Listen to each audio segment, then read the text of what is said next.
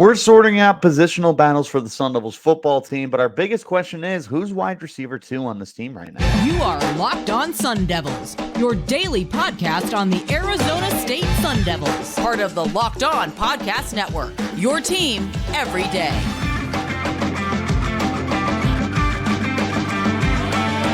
Welcome back to the Locked On Sun Devils podcast, part of the Locked On Podcast Network, your team every day. My name is Richie Bradshaw, and I will be your guide for everything Arizona State Sun Devils. Thanks as always for tuning in and making us your first listen of the day. A special shout out to my everydayers who are here every day. And of course, don't forget, wherever you're getting your podcast, to hit like, subscribe, and turn on notifications wherever you're getting those podcasts. And stay in touch by following me on Twitter. You can find me at RichieBrads36 and the podcast as well at LO_Sun Devils. Today's episode is brought to you by FanDuel. Make every moment more. New customers join today and you'll get $150 in bonus bets if your first bet of $5 or more wins. Visit FanDuel.com/lockedon to get started. Ladies and gentlemen, boys and girls, welcome back in today. And for the foreseeable future, I think we're going to have a slew of these for right now. Is breaking down positional camp battles for Sun Devils football, because if we're being honest, there are more than a handful that we need to be able to sort out. And at the forefront of these is going to be the wide receiver position, but don't worry, we're going to be taking a look at running backs. We're going to be taking a look along the trenches. We're going to look in the secondary. We're going to break down the vast majority of this roster, if not all of it, depending on how everything shakes out. But we're definitely going to take a look at the most heated camp battles. And it really starts at wide receiver. But the good news for the Sun Devils is they do have an established number one receiver. And that's why we're going to start our conversation today. Is the Sun Devils are going into this year with Elijhah Badger. And Badger is certifiably a number one receiver and has been for the last 2 years for the Sun Devils. He is certainly one of the more talented receivers that the program has had over the last several years. He's a stud. He is proven. He has the statistics. He's got the snaps. He's got everything that you're looking for to prove that he is a wide receiver one, to prove that he is worthy of carrying that mantle for this team. You look at what he's done over the last 2 years. He has almost 1,600 receiving yards on 135 catches and 10 touchdowns. He's got a rushing touchdown. He's got kick return yards. He's got a little bit of everything, and he's built to be that prototypical number one receiver at 6'2", 190. He's got good speed. He's worked on his route running. He's got really good hands. Like, he just has everything that you're looking for. And it leads to the conversation of how good can he be? And it's really got me excited for what he can do in his final season at Arizona State. Now a redshirt senior, unless he's got another year of eligibility, and I don't believe he has a COVID year, but he might. But I'm pretty sure this is it. I'm pretty sure this is the swan song for Elijhah Badger at Arizona State. And you got to feel like the best is yet to come.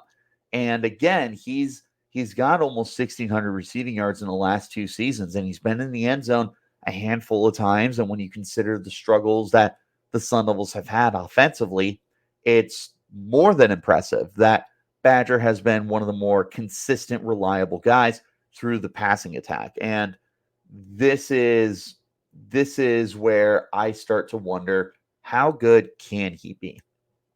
Now he is establishing some chemistry with the quarterback. So he is in his 3rd season with Trenton Bourguet, getting significant playing time at quarterback. He is in his 2nd season with Jaden Rashada, the future of the program, throwing him the football. They brought in Sam Leavitt to bring in some more competition. There is good quarterback play right now. But more than anything is the top 2 guys, more than likely, he has established chemistry with. He has established reps and targets with these guys. that goes a long ways in helping you take that next step. And I do think that the next step for Badger is to become one of the better receivers that the program has seen in the last 10 years and one of the better receivers in the Big 12 conference coming up. I do have those kind of expectations for Badger this year, and they feel warranted. They truly do. And he's flirting with all-time status, believe it or not. If he were to hit 1,000 yards, if he did, he is, I think, right at or just under top 5 all-time for career receiving yards for the Sun Devils. But even if he does his average of like the 700-ish yards, he's still going to be well inside the top 10. He is on pace to be one of the more statistically impressive receivers that the Sun Devils have had in the history of the program. But you're also looking for him to potentially be maybe the best receiver of the last, it'd be really hard to usurp Nikhil, but of the last 10 years, you would put him no worse than 4. But the guys you would put ahead of him, to me, Jalen is arguably the greatest ever. Nikhil is up there. Brandon Ayuk was one season, but it was a huge season. And even the other season he had, he was pretty solid. Like, Badger is going to have pretty good consistency over his 3 seasons as a full-time starter. It'll be a really fun conversation. I'm sure we'll explore that down the road as to where Badger ends up lining up with some of the all-time greats for the Sun Devils. But that's kind of your expectation this year, is for him to completely place himself in that conversation of top 10 all-time or top 5 all-time, because he's right there. He is already at that potential. He's already at that conversation. That's where it's going to be really interesting. I'm curious what you guys think, but this is also a huge year for Badger to prove that he belongs at the next level and at the NFL. Right now, I do think this is a guy who gets drafted. Like, if he had declared for the draft, I'm not saying he's a top 100 pick, but I do think that Badger was going to get drafted. But instead, he opts to return for his final season, and this is a really good chance for him to solidify that status as, hey, I am a next level receiver. Like, I am more than capable of playing on Sundays. There is that chance here for Elijhah Badger to completely place himself in that conversation. And I think he's already got a really strong chance as of right now. Like I said, he's draftable at this moment. And not just like a 7th round pick. I mean, this is a guy that you get snaps no matter how you do it, whether it's return opportunities or putting him somewhere in the offense. Like, this is a guy that finds himself onto the football field. Now he's got one more chance to improve his draft stock. Again, I'm not saying top 100 pick. I'm not saying 1st round pick, but I do think that you're talking about a guy who can really climb up draft boards with one more big season. And to emphasize a point here, you've got some really interesting stuff going on at the quarterback position, right? And you're trying to figure out how that's going to shake out, how it's going to develop in terms of how these receivers take that step forward. Because as we should expect Jaden Rashada to start, how are these guys going to be able to adapt to Jaden Rashada as the full-time starter? That'll be interesting to see, but we're also going to look to see if Badger can take that next step as a prolific wide receiver 1, or if he's still going to be that really rock solid to pretty darn good wide receiver 1. This is a huge year for Badger coming up. And I think that, like I said, his swan song for the team and his last hurrah is going to be a very impressive season. Part of what's going to help him take that next step, though, is having guys outside of him be able to alleviate some of the pressure and help him get some more one-on-ones instead of getting double. And then the Sun Devils do have a plethora of guys to be able to rotate with. But our biggest question is who's going to be the number 2 receiver for this team right now. There's a handful of options. We're going to talk about them in just 1 second. This is the Locked On Sun Devils podcast, part of the Locked On Podcast Network, your team every day. Get buckets with your first bet on FanDuel, America's #1 sportsbook, because right now, new customers get $150 in bonus bets with any winning $5 bet. That's $150 if your bet wins. Bet on all your favorite NBA players and teams with quick bets, live same-game parlays, exclusive props, and more. Just visit FanDuel.com/lockedon and shoot your shot. FanDuel, official sportsbook partner of the NBA. Wherever you get your podcasts, hit like, subscribe, and turn on those notifications so you get an update whenever we post new content. I appreciate all of you for tuning in, and I especially appreciate my everydayers who are here every day. Let's get back into our conversation and take a look at the next really intriguing situation that the Sun Devils have found themselves in, and perhaps the most intriguing storyline of the entire offseason. I'll go as far as to say that this might be what we are paying the most attention to.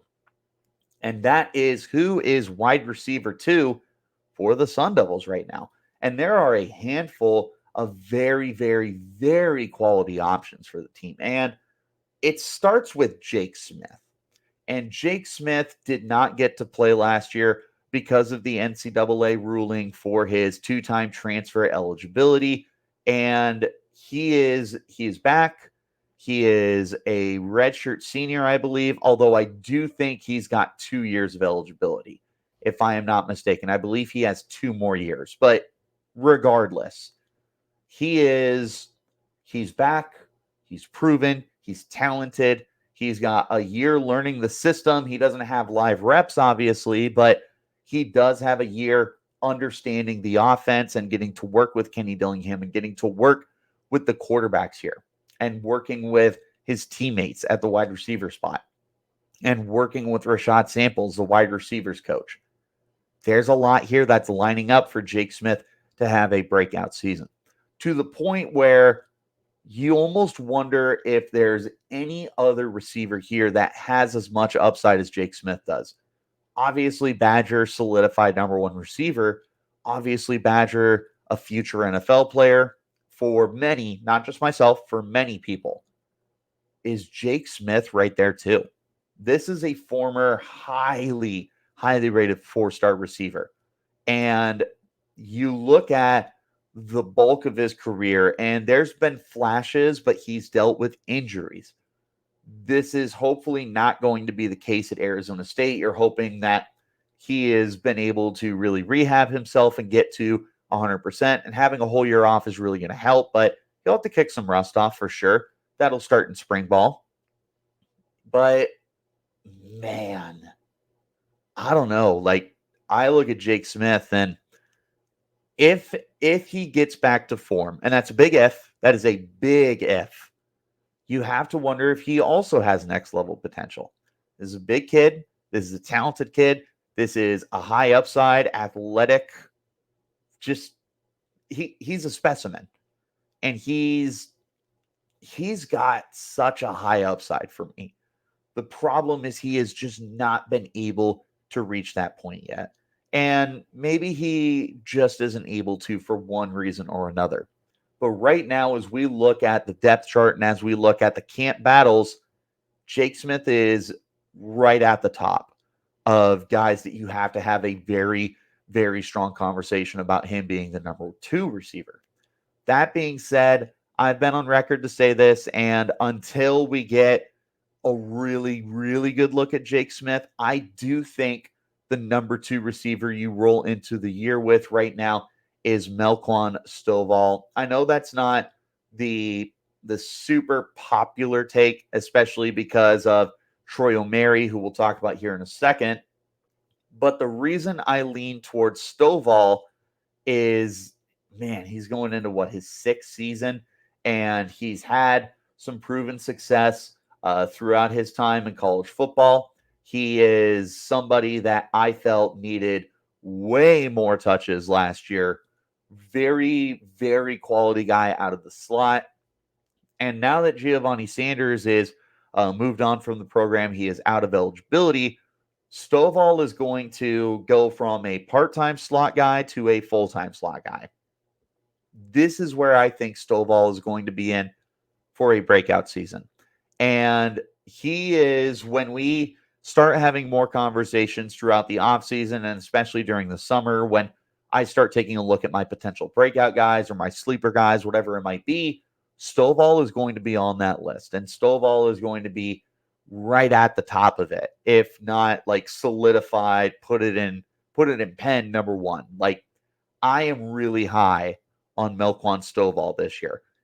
I see him as just that savvy veteran that you just find a way to incorporate him into the offense, get him the football, let him be a check down guy. I 100% believe that he's got the potential to be the dump off option and the guy that the play starts to break down and you just get the ball to him and allow him to do a little bit after the catch and just be a little more creative. I'm not saying 70, 80 receptions. I'm not even saying 40 or 50, but I do think that he is probably your number two receiver until further notice. And there's guys that have higher ceilings. Jake Smith is one of them. But when you start the year, you're going to want to have veteran guys out there. And there's no more veteran guy than a 6-year receiver. So Stovall's got my vote for number two as of now. Another guy I have to talk about, I already mentioned him, is Troy Omeire. And Omeire was one of the unsung heroes of the Sun Devils last year. He tied for the team lead in touchdown catches with 3. He had 20 receptions, which, believe it or not, was top 5 on the team because they just struggled to be able to move the ball through the air. But he really, really, really excited me. And there were some jaw-dropping plays, including in the final week of the season against U of A. He had a ridiculous sideline catch for a touchdown. And, like, he is built so much differently than the other guys here. 6'4", 215. He's an above-the-rim guy. He is a very physical receiver, and that's something that the Sun Devils are really lacking right now, is that big go-up-and-get-it guy. And the tight end position is losing what's his name? Jalen Conyers and Messiah Swinson, who brought some serious size to the team. Bryce Pierre's back. I'm very big on Pierre, but you're still looking for that big body in the end zone, and that's where I believe Omeire could really flourish for the team, is as that big body, that go up and get it guy, potentially a breakout touchdown candidate this year. I would not be surprised if he doubled his touchdowns to get to 6. It's going to depend on the quarterbacks, obviously. Like, if you throw 12 touchdowns next year, I doubt Omeire's getting half of them, but if you do get past 20 or flirt with 25, like, I could see Omeire becoming one of the biggest beneficiaries of the touchdowns. Really interested to see how it shakes out for him. Wouldn't be surprised if he was number 2. Now, after Smith, Stovall, Omeire, I don't really know that there is another guy that I see as a true number 2 receiver, but it is worth having conversations about Xavier Guillory and Jordyn Tyson. Tyson especially was somebody that I was really high on last year. I mean, I had an entire podcast dedicated to what I believed he could do in a full-time role, but of course he was returning from injury and he didn't end up recording a statistic last year. So that one kind of bit me in the butt, but super talented, super high upside. He might be the best pure athlete at the position. Like, he's got breakaway speed. He's not a small guy either. He's over 6 feet tall. He's built. He's quick. He's fast. He's got track speed. Explosive. Once the ball's in his hands, it feels like anything could happen. Xavier Guillory, worth having a conversation about. He started off the year as a number 2, but after mid-October, he was never seen again. Part of that was the drops. Part of it was the inability to move the football on offense. But he was number 2 starting last year. Maybe he gets that same opportunity heading into this year, is to be the number 2 again. But the bottom line is you've got a lot of snaps that you need to divvy up here between your veterans, between your young guys, between who's going to be wide receiver 2. We're going to break it down here in just a second. This is the Locked On Sun Devils podcast, part of the Locked On Podcast Network, your team every day. Game Time is the fast and easy way to buy tickets for all the sports, music, comedy, and theater events near you. And all users right now get $100 off when they buy a big game ticket with code VEGAS100. Killer last minute deals, all in prices, views from your seat, best price guarantee. Game Time takes the guesswork out of buying your tickets. You can see that seat before you buy, and you know exactly what to expect when you arrive. All in prices show you the total upfront, so you know you're getting a great deal with no hidden fees. You can get those tickets with 2 easy taps. Game Time has tickets up to the start of the event and even an hour after it starts. It's the best place to get last-minute tickets. There's exclusive flash deals and sponsored deals on tickets for any event you can think of. Zone deals allow you to pick the section, and Game Time picks the seats for big-time savings. And the Game Time guarantee means you're always getting the best price if your ticket is found in the same section and row for less. Then Game Time is going to credit you 110% of the difference. Take the guesswork out of buying tickets with Game Time. Right now, all new customers get $100 off a big game ticket with Vegas 100. Terms apply. Just download the Game Time app and use code Vegas 100 for $100 off a big game ticket. Or if you're not going to the game, use code Locked On for $20 off of your first purchase. Download Game Time today. Last minute tickets, lowest prices guaranteed. Again, wherever you're getting your podcast, hit like, subscribe, turn on notifications. I appreciate you all for tuning in and making us your first listen of the day. And a special shout out to my everydayers who are here every day. If you're looking for something to take a look at while you're trying to eat your dinner, or you got a long drive and you need something to listen to, check out Locked On Sports Today, the 24/7 streaming channel on YouTube. That's got all the biggest stories of the day from college to pros and every league. Check it out. It's going to keep you posted on everything. Let's wrap up our conversation taking a look at how you divide these snaps. Obviously, you've got, to me, 3 really strong candidates to be your number 2 receiver with Jake Smith, Melquan Stovall, and Troy Omeire. Those guys are borderline runaway guys compared to the remainder of the receivers on this roster. But that doesn't mean that you just dismiss the guys that you have, because you do have young kids that have really intriguing upside. One of the first players who comes to mind for me is Kaleb Black. Black actually did get some touches last year. They got him a couple of end arounds. He wasn't able to do too much with it. In fact, of the 5 touches he had, he only had 2 total yards, but they like him. And they had him out not just to get touches as a decoy guy, but also for blocking reps. They see Kaleb Black as a player that they want to get opportunities to. You don't just come out as a true freshman in a stacked transfer class and a veteran-laced roster, especially at the receiver spot. You don't just come out for reps for no reason. They like Kaleb Black. And I would anticipate he's going to be in for a much bigger season than he was last year. He could be the future of the position, because after this year, short of the eligibility I can't keep up with, you could lose Badger, Smith, Stovall, Guillory, and Omeire. Like, Jordyn Tyson should be back, but after them, I mean, you got a lot of soul searching to do. And obviously, they're going to be pursuing plenty of guys through the transfer portal and through the recruiting class. We all know that Cooper Perry is near the top of their to-do list for getting him to the program. There are young guys besides Kaleb Black. There's Jamal Young and Corbin Hendricks. Zachariah Sample is your incoming freshman. There are guys here to get snaps moving forward, but they wanted to get Kaleb Black involved last year. I would anticipate they're going to do the same this year. And he could, in 2025, turn into one of your top 3 receivers or maybe even higher.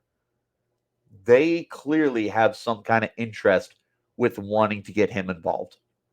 Would not be surprised if he rolled out again, but your question is, how does it work out? What's his role look like?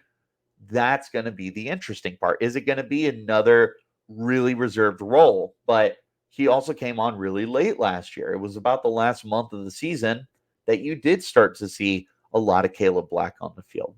Is that going to transition to the start of the season where you start to see him get more reps again? What's going to be the deal? Really interested there. There's other, not smaller, there's other young guys that you're going to be interested to see as well. But to me, your biggest conversation is your snap distribution with the veteran guys. Because outside of Smith, Stovall, Omeire, how do you get Jordyn Tyson involved? Because he's another incredibly high upside player.